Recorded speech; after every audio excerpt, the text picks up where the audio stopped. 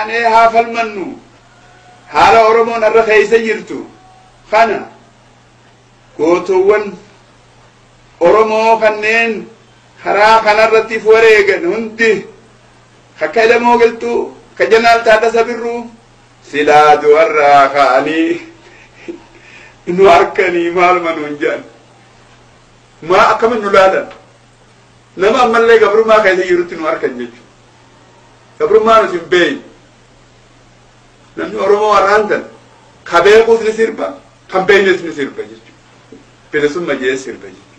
Dimokiraatiin bal'atte jira. Dimokiraatiin yoo ilmi Oromoo tokko yuunivarsiitii keessaa dubbiin galuuf diddee quba baase siyaasaan akka malee deemtu tuni jee yoo gaafate guutuu hidhadda barsin jechuudha. Mee laala. Dirmadhaa yaa ilmaan Oromoo Oromiyaan gurguramaati jirti. Ha dubbiin tun feenteef hin jirtu namni kun.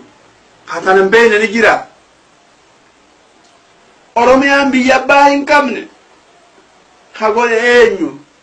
Ummata Oromooti nuyi ha godhe.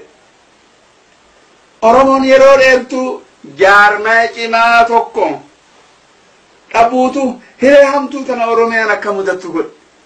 Booda maqaan Oromiyaa kun dhabamee irraanfatamee hafuu danda'a. Haalli kun yoo itti fufu.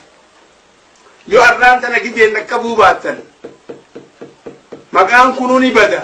Maqaan dhiiraa meeqaatamiin kafalamee dhufe kuni ni bada. Maqaan meeqaatam kan awwaalaa bahee wayyaaniin awwaaluudhaaf ammaan tana halkanii fi guyyaa saaqqattee itti gurguraa jirti, itti fayyadamaa jirti. Kanaas wanni fide ummata Oromoodhaa ka abbaa Oromiyaa ta'uusaa falmachuu dide. Santu tana fide. Xumurarratti wanni niin ilmaan Oromootiif dhaamu kaisi arraan tana biyya Arabaa keessatti deemaa jiru kuni. Ummanni Oromoo akka fakkii fudhatee fakkiitti fudhatee